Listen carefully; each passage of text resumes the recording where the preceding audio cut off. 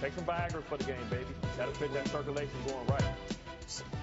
I don't know how to move off of that. I don't have any medical background, so I don't really have a response to that. But you played, so you must know something. A lot of us take Viagra, right? Because Viagra opens up the blood vessels. So, a lot of us take Viagra. What do you mean? A lot of NFL players, at least in my day, took Viagra because it opens up the blood vessels. A lot of endurance athletes, because Viagra was. Viagra opens up the blood vessels. Bart Scott right there on Good Morning Football yesterday. This is interesting to see your daily sports podcast. News, narratives, takes, and gambling. That's advice for Josh Allen for what to do for the playoff game because it is slated to be cold AF in Buffalo for NFL football weekend. We're going to do mostly gambling and NFL preview and storylines and whatnot. It's all NFL this week. We're going to check in with one annoyance in the National Hockey League, and Controversial Wednesday returns today on Friday because we have a bit of breaking news, and we're going to start there with Novax Djokavic. His visa was denied, and then he was reinstated by an Australian judge. We talked about that yesterday. Well, it has been re-denied in Australia. Quote, this is from Alex Hawke, the immigration minister in Australia. Australians have made many sacrifices during this pandemic, and they rightly expect the result of those sacrifices to be protected, which means that if we can't do stuff as Australians, you can't do stuff just because you're famous. We'll see how this goes. It's coming up. I think it opens. The Australian Open opens on Saturday. I'm not sure, but here are some Serbians who were super excited that the Australian Australian judge allowed Novak Djokovic into the country. It looks like he's going to be deported. Look at him. They're partying because he got reinstated, which I guess that makes sense. In the USA, I'm less familiar with this situation because we just expect to be good at everything, even if we're not. And what should it say? I can't handle accents right now, but I could handle it. I don't really want to. In the USA, we just expect everybody to be good. There's always a sport thing that we could care about. This is obviously courtesy of the Wall Street Journal. But in Serbia, they're really excited for him to go. They were protesting, and then they were celebrating when he got let back in. He doesn't want to get vaccinated. He hates vaccines. He also is directly tied to one of the biggest super spreader events in the world during the COVID-19 pandemic and has sort of directly led to the death of tens of thousands, if not more, people. So Australians hate him, and they also are like, you can't give this guy special treatment just because he's good at tennis. And, whatever. That's an Australian problem. We'll see how this goes. Knock out one more thing on Controversial Wednesday. Connor McDavid, the best hockey player in the world, is asked about the Edmonton Oilers signing Evander Kane. Evander Kane, very talented hockey player. He was suspended for 23 games in the NHL for faking a vaccine card and faking his vaccine status. He also, his baby mama, I think, / ex-girlfriend or ex-wife, I think ex-girlfriend was saying that he's kind of out of money and he has a real gambling addiction. Evander Kane's kind of fallen on some weird, tough times. Of course, nobody wants him because he's got all this off-the-field stuff, or off-the-ice stuff, I guess. And Connor McDavid was asked about signing him, and he didn't shit on the idea, which people are annoyed by. Let's listen in. If fans don't like it or the media doesn't like it or whatever, I think, it is what it is. I'm sure there's lots of things that go on the ice and whatnot that fans don't like, and we don't necessarily have to discuss those up here with you guys. So, the public opinion is something that obviously matters a lot. But we're here to try to win games and try to put together a good team on the ice. So he makes a good point there, and this happens in the NFL all the time. Like, who cares what's happening off the ice? As long as he's not committing crimes. He faked his vaccine status. Not quite illegal. It's sort of illegal, depending on where you are. It can be against restrictions and whatnot. It's illegal if you try to use it for a certain thing. And the NHL is a business, and the business is Canadian, and they have rights in the United States. And anyway, they suspended him. That's how the union works. They suspended him. He served his time. He's going to come back, and he's very good. He's a very, very, very good professional hockey player. The Oilers have been sniffing around success for a while. They have by far the best player on the planet right now, and probably one of the greatest players of all time in his peak, not in terms of his accomplishments. And they have probably another top 10 player in the world right now, and they have some good this is their moment, is what I'm trying to say. And so they're trying to get over the hump. Evander Kay could help him get over the hump. People are really pissed off that he didn't say, we don't want a guy like that in our clubhouse. Well, what he said was, I want a Stanley Cup really bad, so you guys will leave me the fuck alone. All right, time for some NFL football. Let's start with the news portion of our program. 2 things happened yesterday that were remarkably offensive, and 1 thing that was funny. The most offensive thing that happened yesterday was not that David Culley was fired, and not that the Houston Texans essentially led him to slaughter, and not that he exceeded all expectations, and not that now there's only one black NFL coach in the NFL, while the one who exceeded expectations and the one with the winning record got fired out of the blue, and certainly not, there's only one black head coach in the NFL. The most offensive part of the David Culley situation is that the Houston Texans tweeted out a meme that said, "Thank you, Coach Culley," admitting, yeah, you were here to suck on purpose. And actually, I bet they were pissed that he probably won too many games. They pick what? I think they pick 3rd or 4th now? That's I have it up on the screen. If you're watching on YouTube, you can check it. Thank you, Coach Culley. It's got him looking up at the sky. This guy coached his ass off. And he used a rookie quarterback from the 3rd round, who, by the way, looks like he might be pretty good. That's a what the fuck moment. That is not the most offensive thing that happened on the internet yesterday, however. The most offensive thing that happened on the internet yesterday was Gino's Pizza CDN, which is a company in Ontario, Canada, which is trying to glom onto the NFL playoffs. They made a thing that looks like a pizza, but it is not a pizza. So what they did was they got dough, and they got some sort of cutter thing, and they made pizza in the shape of a bison for the Buffalo Bills. And not only did they do that, but they put pepperoni around the outside, so it's got that Buffalo Bill thing going through it. This is a war crime. This is Canadian aggression. Don't fuck with pizza, dude. It's the NFL playoffs.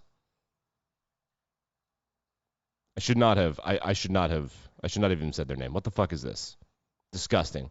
The funny thing that happened is Karen Stafford went on the radio in L.A., which is why they moved to L.A., so that she could be famous and he could be famous and they could pay more taxes and play for Sean McVay.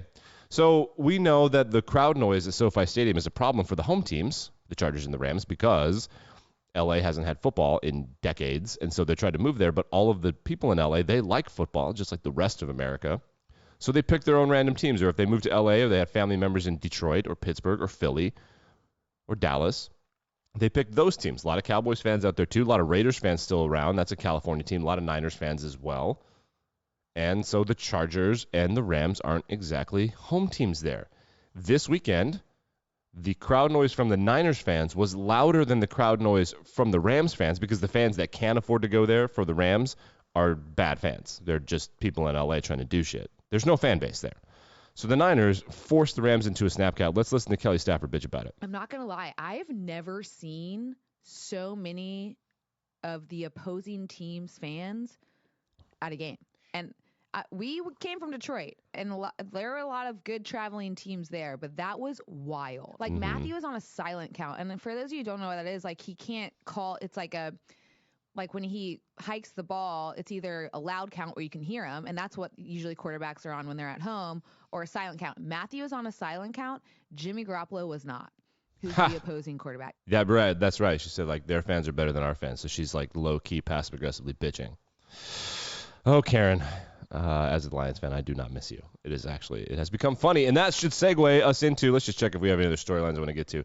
Coach Culley, blah, blah, blah, blah, blah, blah. Yeah, let's segue right into NFL Sunday football and our gambling preview. If you're not in a gambling gig, you could turn it off right now. We could check storylines as well while we do the gambling thing. So 2 games Saturday. Let's start with those. The games on Saturday are your Buffalo Bills, New England Patriots. That's the night game. The first game of the day will be the Raiders and the Bengals, which, of course, that seems to be the least interesting one. So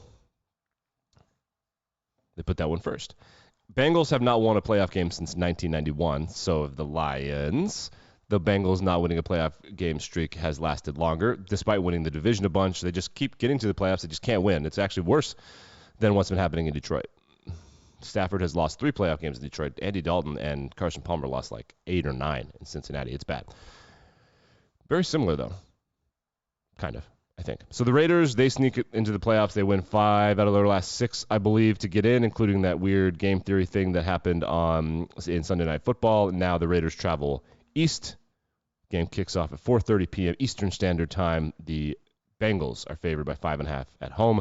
The over-under is 48.5. The interesting thing here will be this conversation that we've been having all season, we talked about it when the draft happened. This was going to happen. Penei Sewell, the best offensive tackle in the draft from a prospect standpoint, and Jamar Chase, the best wide receiver prospect in the draft.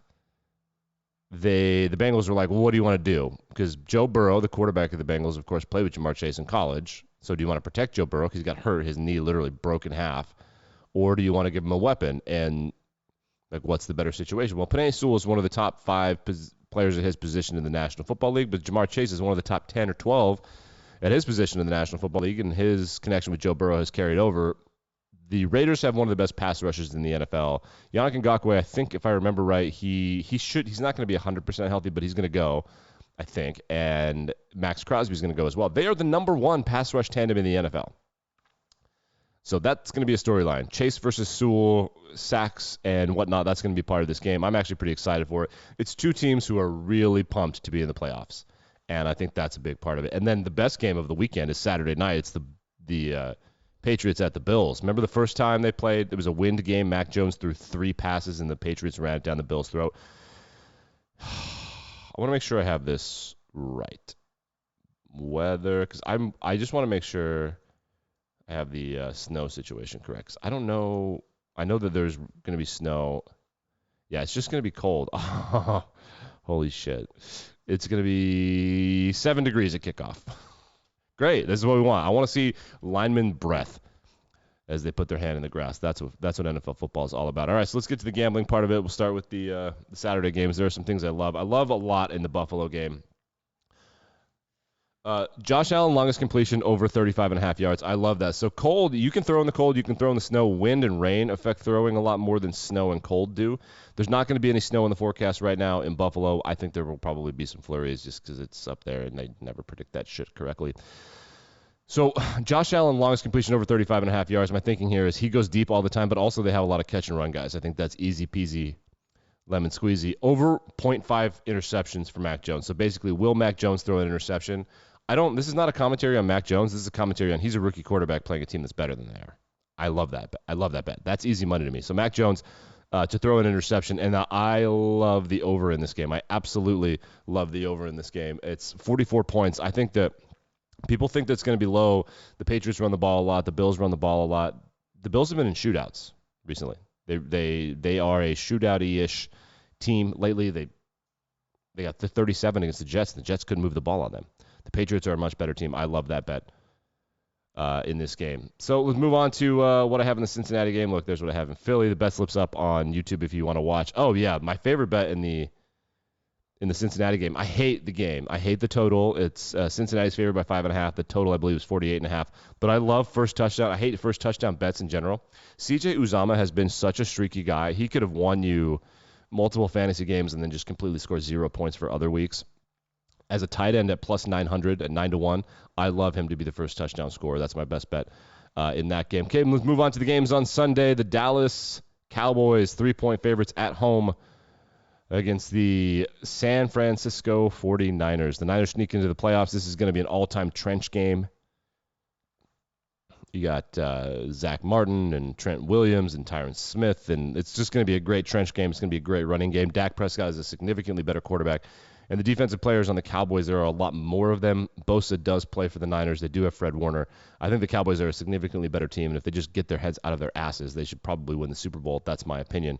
I think they're going to cover, and that's the only bet from this game that I like because it could be one of two ways. The Niners and the Cowboys are both, like any given week, they could just be rushing teams or they could be passing teams, and we never really know, and it's incredibly maddening. As you can see right there, another best bet that I have. And I think the storyline of the weekend, and this is just me, I think that the Steelers are going to beat the Chiefs. And this is not a Big Ben storyline thing. This is not a rally thing. This is nothing other than I think the Chiefs are frauds. I think they've been escaping a lot of shit. Everything like the Patrick Mahomes. Like, yeah, but like watching them is weird. And that's the nightcap. That's the end. Last game of the weekend is Steelers at Chiefs. Steelers sneak in. They were holding their breath all the way through that overtime thing last weekend. And they have TJ Watt. They have Cam Hayward. Kansas City famously is not good when they can't protect, and they can't score. It's the weirdest thing you've ever seen. They cannot score. They're very bad. They were very bad defensively until they got Ingram. from the Steelers, so that'll be a storyline to watch in this game. Remember, Melvin Ingram used to play for the Chargers like his entire career. Then he signed with the Steelers, and he wasn't getting on the field because of Highsmith and Watt, so the Steelers traded him to the Chiefs, where he's now become like the catalyst of their defense. It doesn't make up for the fact that they can't cover anyone. The Steelers have really, really, really good B-plus receivers, if you know what I mean, right? Like it's like a B-plus, but it's like a really hard-earned B-plus. They go deep. They go deep all the time. Ben can't quite throw it to them as well as he needs to, but it's enough to piss off the defense. And they have a back that is just maddening. Their offensive line is not good, but Najee Harris is just hard to bring down. And just like all Alabama backs, he's not good at turning a 3-yard loss into a 1-yard gain. He's really good at turning a 2-yard gain into a 7-yard gain, where all of a sudden you're like, oh, they had him, and then, oh, no, he is all of a sudden now he's down there. How the fuck did that happen? Typical Alabama running backs. It's carried over to the NFL. He still has fresh legs. I love the Steelers in this game. I like him kind of big. I like him by at least a touchdown. I don't know. It's just so I'm going to bet the money line on that. I think let's find out exactly what the odds are. I just had it up. There it is. Bam. It's plus 475, man. I love that. I love the Steelers. Oh, what a great bet that is. All right, so the game that I've been leaving out is the Sunday afternoon game. The only 1 p.m. slate is Eagles at Bucks. So the NFL, of course, screwed the Eagles here by kicking the game off at 1 p.m. Eastern Standard Time. There's no chance that the Eagles can win this game. If they had kicked off at 8 p.m., if this was a night game, Eagles are going on because Tom Brady can't stay up past his bedtime. That being said, I like a lot of different things in this game. I have more Bills bets. Where did all my Bills bets go? Oh, we'll go back to another Bills bet. Okay. I like a lot of things in this game. I'm going to take a closer look on Sunday before kickoff to get like exactly where the props are. The Bucs' weakness, they've had some injuries in the secondary. They are the best rush defense, like theoretically you could have, because they have 2 of the best 5 run-stopping defensive linemen that have played in the last 10 years, and that's Ndamukong Suh and Vita Vea. The Eagles are a running team. One of these things has to give. The thing that's going to give is the Eagles. They're going to throw the ball. That's my opinion. I'm not 100% sure. This game is in Tampa. Is there rain in the forecast? Let's find out real quick. So if the Eagles throw the ball, I think they're going to win, or at least it'll be close. Tampa are favored by 9 points. Yeah, so on Sunday, there's rain in the forecast. Where is it? 90% chance of precipitation. Huh. Well, now I don't know. Anyway, so we'll pretend like the rain's not going to be a big part of the game, even though it's 90% chance.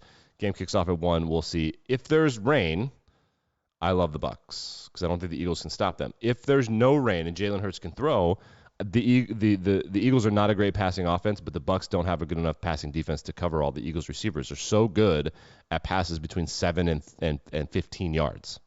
And they're like Devontae Smith is uncoverable. They don't have a players that can cover Devontae Smith. And who's the other one?